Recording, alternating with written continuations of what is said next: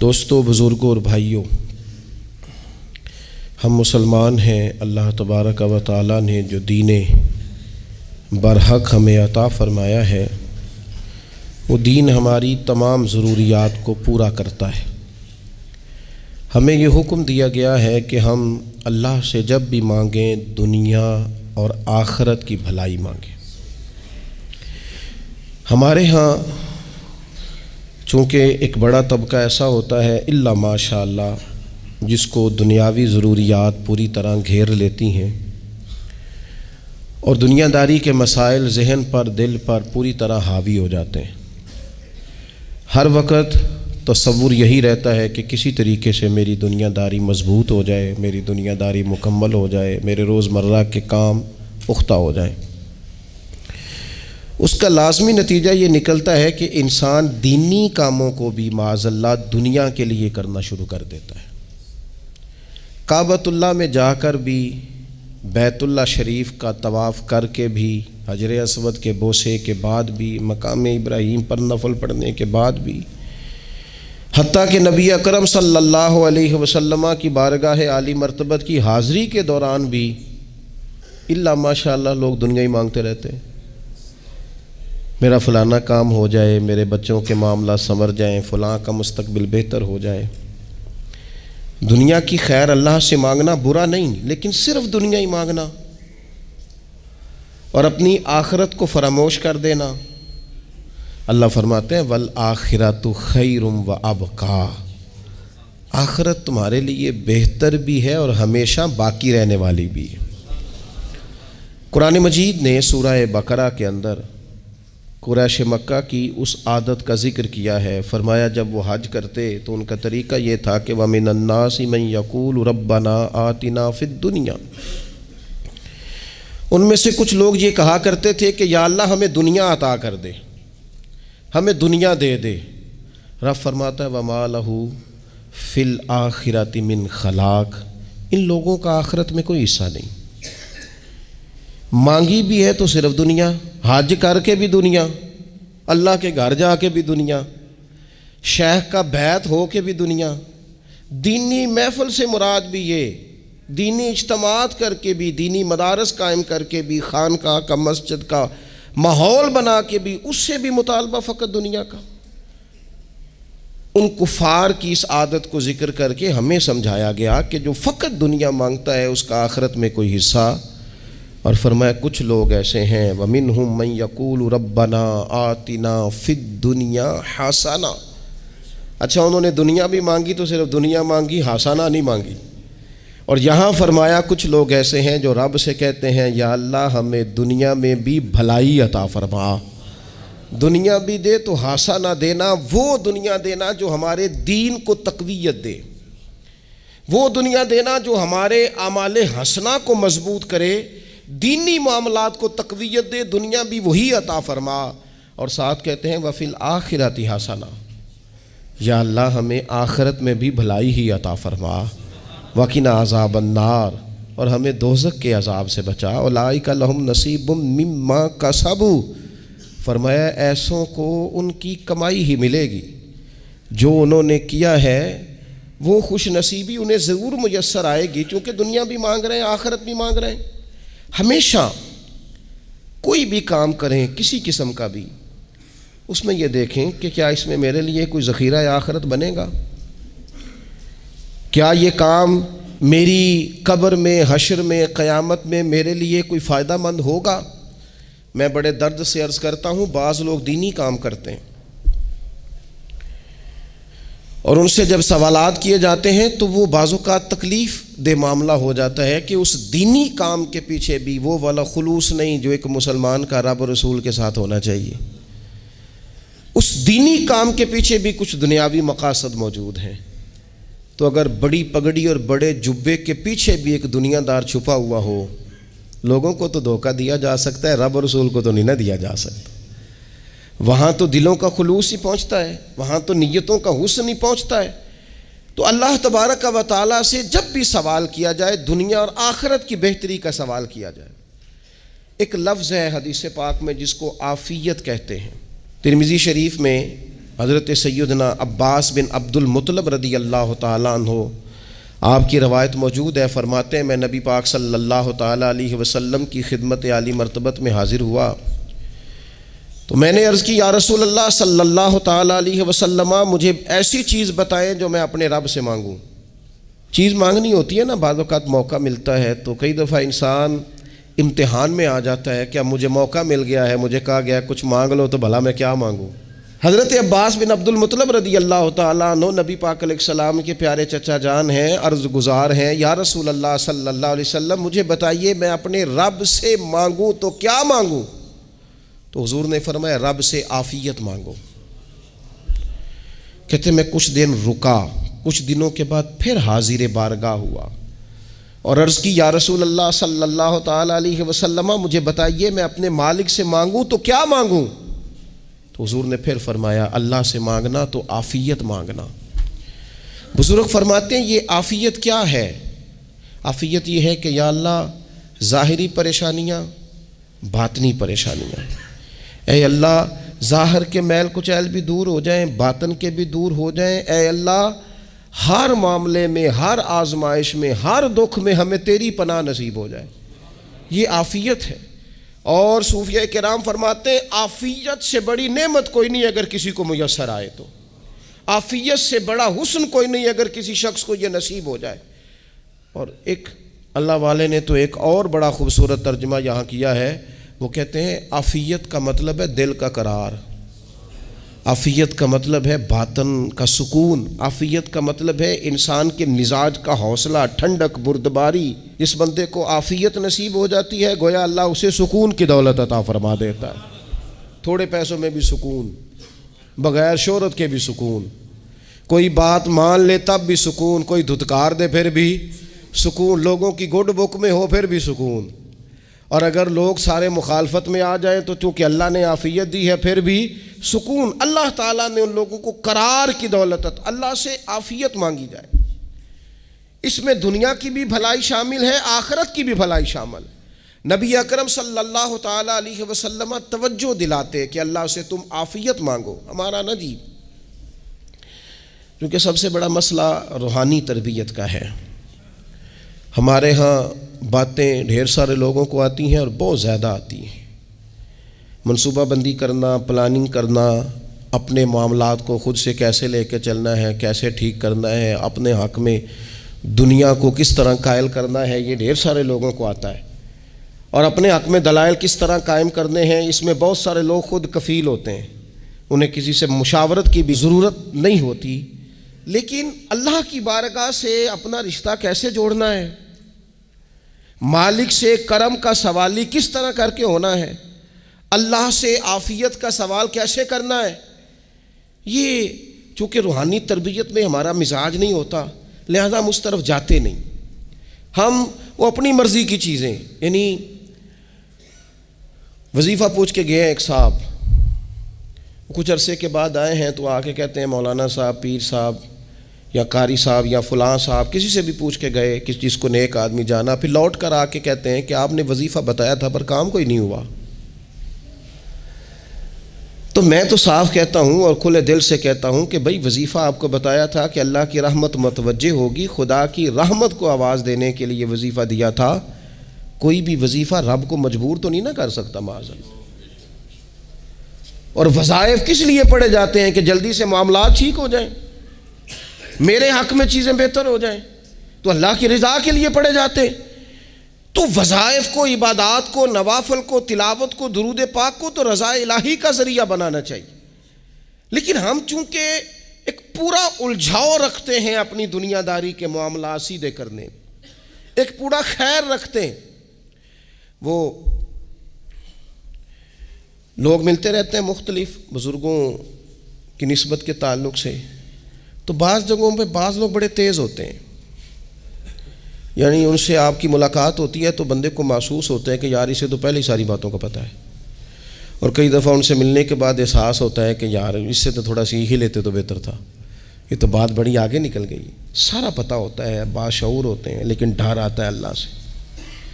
اتنا باشعور آدمی، سمجھدار، پنچایت، پریا، لوگ، دین، دنیا سارا پتہ ہے، نماز کا ٹائم آ گیا تو وہ چھپتا پھرتا ہے،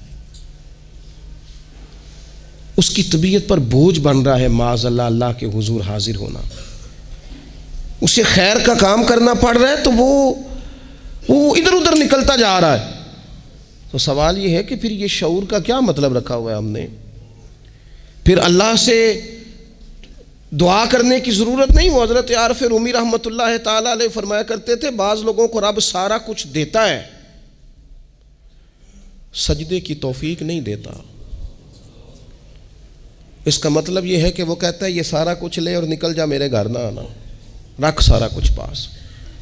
رب سے عافیت مانگی جائے، اس سے اس کا فضل مانگا جائے، اس سے اس کا کرم مانگا جائے۔ اللہ کے پیارے رسول صلی اللہ تعالیٰ علیہ وآلہ وسلم اس عافیت مانگنے پر زور دیتے، توجہ دیتے۔ میں آپ کو صحیح بتاتا ہوں،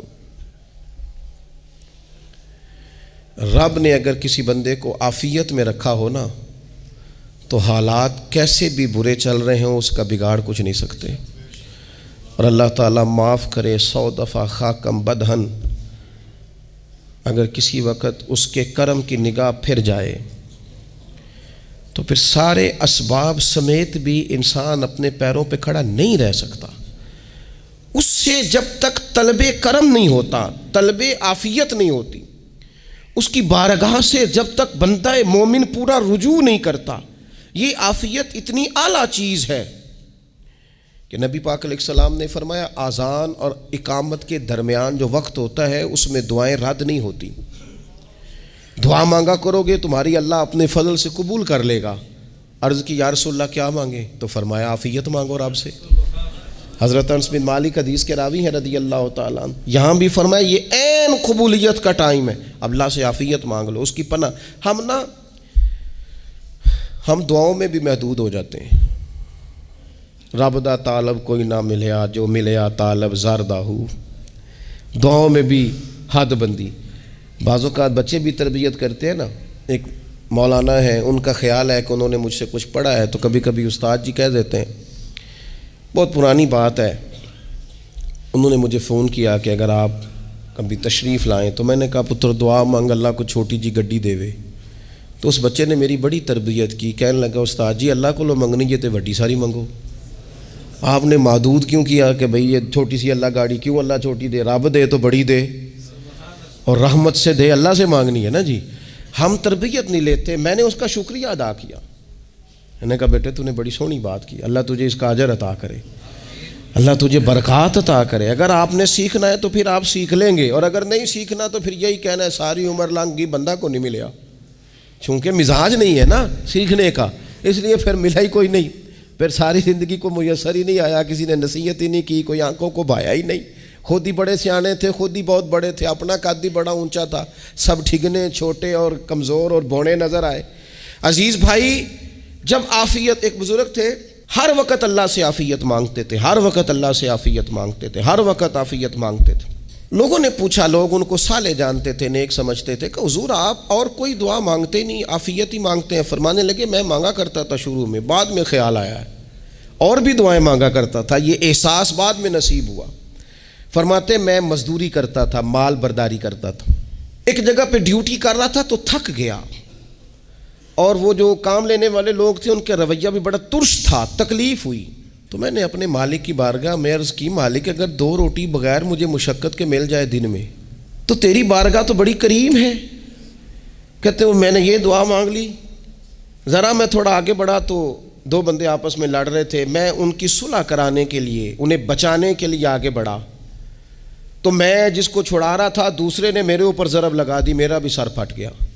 تھوڑی دیر کے بعد وہاں پولیس آ گئی، وہ تینوں کو لڑنے والا سمجھ کے اٹھا کے لے گئے، مجھے جیل ہو گئی۔ 2 روٹیاں بغیر مشقت کے روز ملنی شروع ہو گئی۔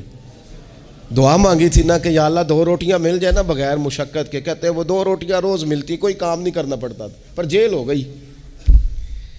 فرماتے ہیں میں بڑا پریشان تھا، روز روٹیاں پابندی سے آتی اور بہترین آتی، کھانا ملتا۔ پھر کچھ عرصے کے بعد میں نے سوچا کہ یار یہ دعا تو قبول ہو گئی نا تیری، اب تو اگر اس پر کوئی الگ بات کرے گا تو وہ تو غلط کرے گا۔ کہتے ہیں پھر خود ہی میرے دل میں اللہ نے بات ڈالی اور میں نے عرض کی مالک 2 روٹیاں نہیں، مجھے تو عافیت چاہیے، مجھے تو عافیت دے، میرے اوپر تو کرم فرما، تو نظر رحمت کر، جے ایک قطرہ بخشے مینوں، جے ایک قطرہ بخشے مینوں تے کام بن جاندا ہی میرا، مہربانی کر، عافیت عطا کر۔ فرماتے پھر خدا نے کرم کیا، کہاں سے اسباب بنے میرے جیل سے چھوٹنے کے، کون کون میرے ضمانتی بنے اللہ ہی جانتا ہے۔ فرماتے ہیں دروازے بھی کھل گئے، رزق بھی ملتا ہے، صحت بھی میسر ہے، سجدہ بھی کر لیتا ہوں، سویرے تلاوت بھی کرتا ہوں، شام کو مدینے والے کی بارگاہ میں رج کے درود و سلام بھی عرض کرتا ہوں، میں ممکن ہوتا ہے تو کسی غریب کی داد رسی بھی کرتا ہوں۔ اب سمجھ آئی ہے، ربنا آتنا فی الدنیا حسنۃ وفی الآخرۃ حسنۃ وقنا عذاب النار۔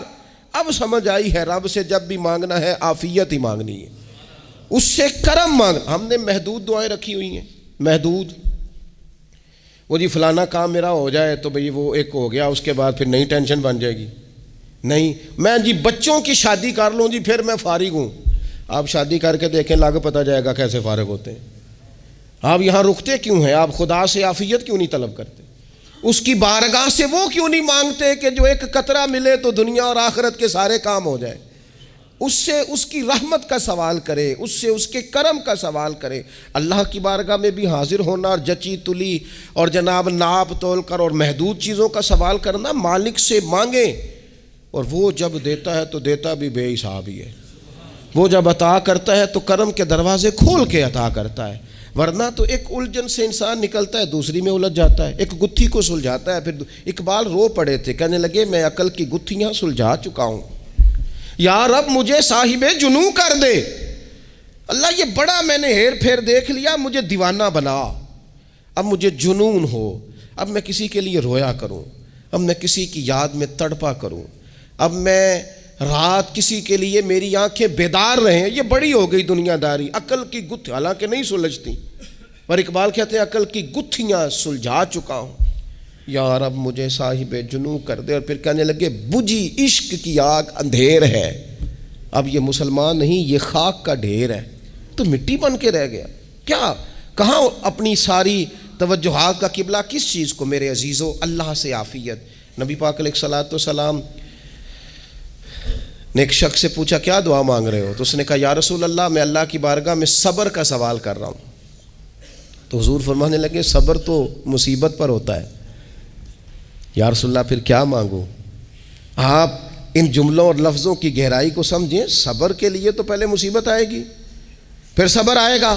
تو یا رسول اللہ کیا مانگوں؟ فرمایا تو رب سے عافیت مانگ۔ مانا کیا ہے؟ مصیبت آئے کیوں؟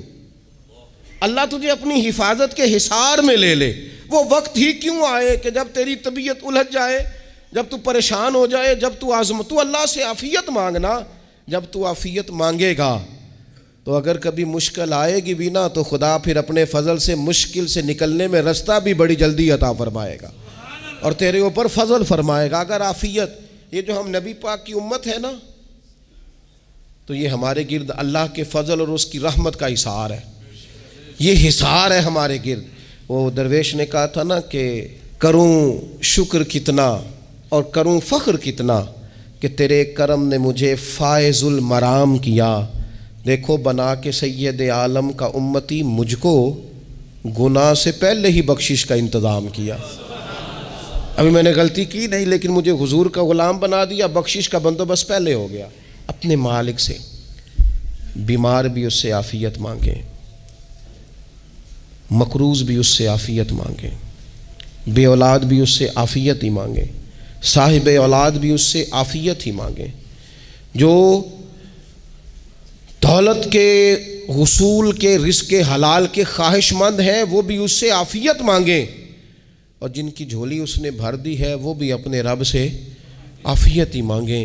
مالک سے جب سوال کرے، ایک بزرگ تھے انہوں نے تو اپنی انگوٹھی میں لکھوا لیا تھا کہ یا اللہ مجھے عافیت عطا فرما، مگر جب بھی دیکھتا ہوں یاد آ جاتا ہے کہ اللہ سے عافیت مانگنی۔ اپنے مالک کی بارگاہ کے اندر دیکھو، میں نے دیکھا ہے وہ کسی نے کہا تھا کہ تیری خواہش ہے کہ وہ تیری آرزو کرے پوری، اور میری خواہش ہے کہ تیری آرزو بدل جائے۔ کچھ لوگ ایسی خواہشات بھی لے کے آتے ہیں کہ جو پوری نہ ہو تو بہتر ہوتا ہے، اس لیے آپ کو پتہ ہے موت مانگنا جائز نہیں دین میں. مصائب سے گھبرا کر، مشکلات سے گھبرا کر، زندگی کے مد و جزر سے پریشان ہو کر موت کا سوال کرنا جائز نہیں. کس طرح جائز ہے؟ ان لفظوں کے ساتھ دعا کر سکتا ہے کہ یا اللہ جب تک میری زندگی بہتر ہے مجھے زندہ رکھ، اور جب میرا دنیا سے جانا بہتر ہے پھر تو مجھے اپنی بارگاہ میں بلا لے. یہ بھی کیا ہے؟ یہ بھی عافیت کا سوال ہی ہے کہ یا اللہ رکھ بھی تب تک جب تک رہنا بہتر ہے. نبی پاک نے بھی ارذل العمر ہونے سے پناہ مانگی. ہمارا یہ مزاج بن گیا ہے کہ ہم اپنے حق میں ایسی چیزوں کا سوال کر رہے ہوتے ہیں جو کئی دفعہ ہمیں مل جائیں تو ہمارا نقصان کریں. قرآن حکیم ایک جگہ پہ اللہ کریم نے فرمایا ہے کہ اگر سب لوگوں کو مال دے دوں تو بغاوت کریں، فساد ہو جائے. کیا مانا؟ کہ اپنا نقصان کر بیٹھے لوگ. ہم اپنے مالک کی بارگاہ میں بعض ایسی چیزوں کے سوالی ہیں کہ جو ہمارے لیے ٹھیک نہیں ہے، ہمیں اس کے کرم پر چھوڑنا ہے، اس سے عافیت مانگنی. اور بعض لوگ، کیونکہ میں کہہ چکا ہوں شروع میں کہ ہماری دینی روحانی تربیت نہیں ہوتی اور ہم کہیں سے باقاعدہ اسباق لینے کے قائل ہی نہیں ہوتے، پوری تربیت کا ہمارا مزاج نہیں ہوتا، اپنی عقل اور اپنا شعور اور اپنے حساب سے ہم زندگی کو بتانا چاہتے ہیں. اور یہ جو میرا دور ہے یہ ویسے ہی الجھا ہوا زمانہ ہے، اللہ ماشاء اللہ، پتہ نہیں کوئی کیا بول رہا ہے، کوئی کیا کہہ رہا ہے، ایسے ہے جیسے کوئی میلہ لگا ہوا ہے اور کان پڑی آواز سنائی نہیں دے رہی. جس کی دکان پر کوئی گاہک نہیں وہ بھی کہہ رہا ہے لائنیں بنا لو. ایسا الجھا ماحول ہے اور ایسی آزمائش ہے کہ لوگ بیچارے پریشان ہیں. دیکھیں جب تربیت کے ساتھ انسان آگے بڑھتا ہے نا، ہمارے پاس مقتدا ہے اللہ رسول کا کلام، ہمارا پیشوا ہے رب رسول کا فرمان. جب ہم کتاب و سنت کی روشنی میں آگے بڑھتے ہیں تو پھر ہمارے لیے منزل آسان بھی ہوتی ہے اور قریب بھی ہوتی ہے. پھر ہمارے لیے آگے کی طرف سفر کرنا، آگے بڑھ جانا یہ آسان ہوتا ہے. آپ غور کریں جو لوگ دنیا میں کامیاب رہے، بھلا کس طرح کامیاب رہے؟ وہ اس طرح کامیاب رہے کہ انہوں نے نا اپنے رب سے عافیت مانگی. اللہ تعالیٰ نے خود بخود ان کے لیے رستے بنائے. آپ تاریخ پڑھیں گے بعض لوگوں کی تو لگ نہیں رہا تھا کہ وہ اتنی کامیابی حاصل کریں گے. دیکھ لیں آپ حضرت غوث اعظم جیلانی رضی اللہ تعالیٰ عنہ بغداد شریف تشریف لاتے ہیں تو ان کی کیفیت یہ ہے کہ پتے کھا کے گزارا کرنا پڑتا ہے. یعنی پیچھے کوئی ایسا بیک گراؤنڈ کسی کا بنایا ہوا ادارہ، کوئی بڑی خانقاہ، کوئی بڑے لمبے چوڑے والد صاحب کے مریدین، کوئی بڑا لمبا سلسلہ نہیں مل رہا. ان کو بظاہر پتے کھا کے گزارا کرنا پڑتا ہے، لیکن چونکہ وہ نکلے ہیں اللہ کی مدد کے ساتھ، انہیں اللہ نے تائید دی ہے، فضل فرمایا ہے، تو نتیجہ یہ نکلا ہے کہ 70 ہزار بندہ ایک ایک وقت میں تربیت لینے کے لیے ان کے سامنے موجود ہے. یہ اللہ نے اسباب بنائے ہیں، کیونکہ جب رب عافیت عطا کرتا ہے تو پھر اللہ اسباب بھی پیدا فرماتا ہے. ہمارا ذہن تو تھک جاتا ہے سیاست کرتے کرتے. ہم تو جناب پوری ترتیب سے ہمیں سلیقہ آتا ہے کس طرح کر کے کس بندے کو کیسے قائل کرنا ہے. پورے طور پر ہم وہ ساری زندگی سیاست کرتے رہتے ہیں. وہ خاندانوں میں بھی چلتی ہے، گلی محلے میں بھی چلتی ہے، دوستوں میں بھی چلتی ہے، اور بعد میں پتہ چلتا ہے کہ یہ پتے کھیل کون رہا تھا. اصل میں صلح کرانے والا تھا کہ لڑائی کرانے والا تھا. یہ سب کا خیر خواہ تھا، یا سب کی ذہن کے اندر فطور کی آمیزش ہی اس شخص کی وجہ سے تھی. ہم چونکہ وہ خاص عافیت اللہ سے نہیں مانگتے، ہماری مخصوص سیاست ہوتی ہے سبھی کو راضی رکھو. اس کا نتیجہ یہ نکلتا ہے کہ ایک ٹائم آتا ہے کوئی بھی راضی نہیں رہتا. ہم اگر اپنے مالک کی طرف رجحان کریں اور اللہ نے جو ہمیں شعور دیا ہے اس شعور کو لے کر اللہ کی بارگاہ کی طرف بڑھیں. آپ یقین کریں اعلیٰ حضرت بریلوی رحمۃ اللہ علیہ کی کتابیں ہیں، ایک ایک کتاب پر پی ایچ ڈی ہو رہی ہے، اور انہوں نے 150 سال پہلے بیٹھ کر جو کچھ لکھا تھا بین ہی لفظ بلفظ اس کی ضرورت آج محسوس ہو رہی ہے اور آنے والے وقت میں بڑھ رہی ہے. لیکن ان کے پاس کوئی ٹیم نہیں تھی، 50 لوگ نہیں تھے جو ان کے پاس بیٹھ کے لکھواتے، اپنا پریس نہیں تھا، ایسے لوگ نہیں تھے کہ جن کو پتہ ہوتا کہ کتاب ہم کل چھاپیں گے اور اتنے فیصد یہ مارکیٹ میں نکل بھی جائے گی. ایسا کچھ نہیں تھا. کیا تھا؟ اللہ کی مدد ساتھ تھی، تائید ایزوی ساتھ تھی، اللہ نے اپنی عافیت میں رکھا تھا. وہ قرآن مجید کی آیت کا ترجمہ کرتے ہیں نا اعلیٰ حضرت اہدنا الصراط المستقیم، یا اللہ ہمیں سیدھی راہ پہ چلا. بہت سارے مفسرین نے کہا اے اللہ ہمیں سیدھا راستہ دکھا، فرماتے ہیں اے اللہ ہمیں سیدھی راہ پر چلا۔ تو کسی نے کہا حضور یہ چلا اور دکھا میں کیا فرق ہے؟ فرمانے لگے دکھانے کا مطلب یہ ہوتا ہے کہ کسی نے پوچھا میں نے گجرانوالہ جانا ہے، تو دکھانا یہ ہے کہ اسے کہا یہاں سے باہر نکلو، روڈ پہ چڑھ جاؤ، سیدھے جاؤ گے، ایک پول آئے گا، اسے کراس کرنا، نیچے اترنا، وہاں سے شہر شروع ہو جائے گا۔ پھر اس نے اگر کوئی اندرونی جگہ شہر کی پوچھ لی تو اس کو کہا کہ رائٹ ہو جانا، پھر لیفٹ ہو جانا، پھر آگے کسی سے مزید۔ یہ ہے راستہ دکھانا، اور ایک ہے چلانا۔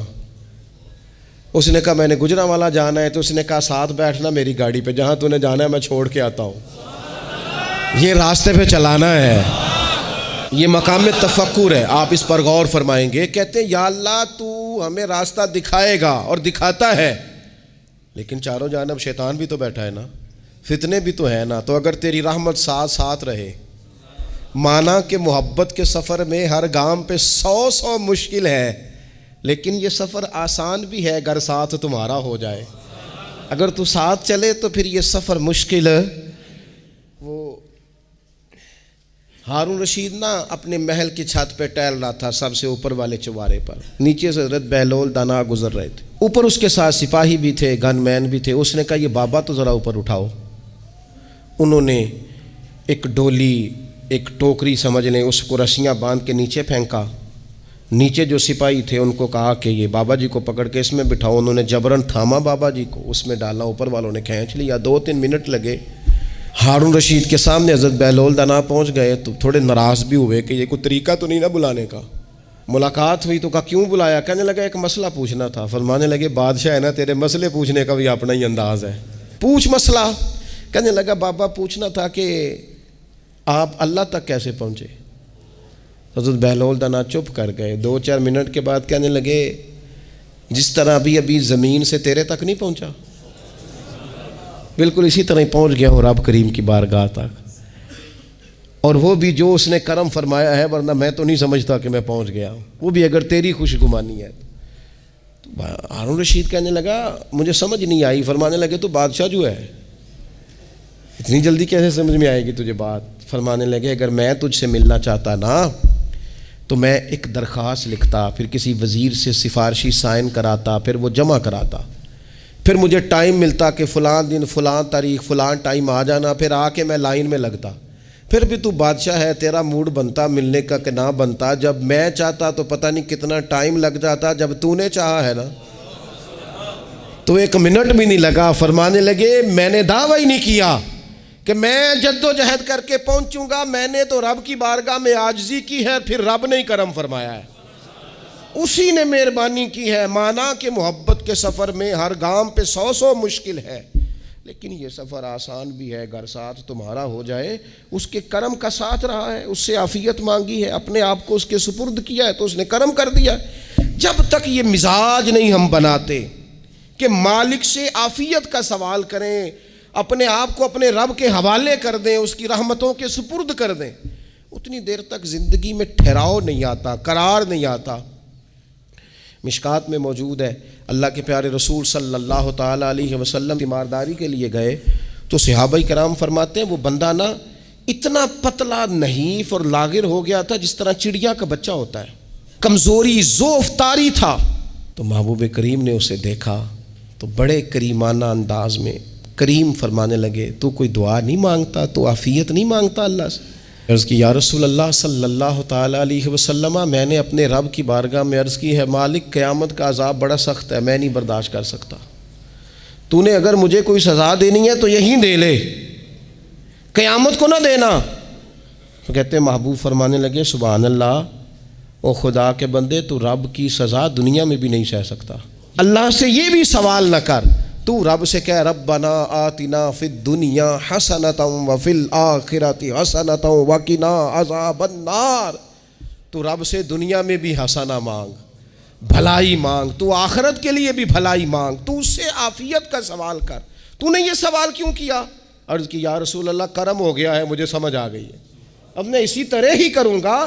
عزیز دوستو ہم کہاں سہ سکتے ہیں؟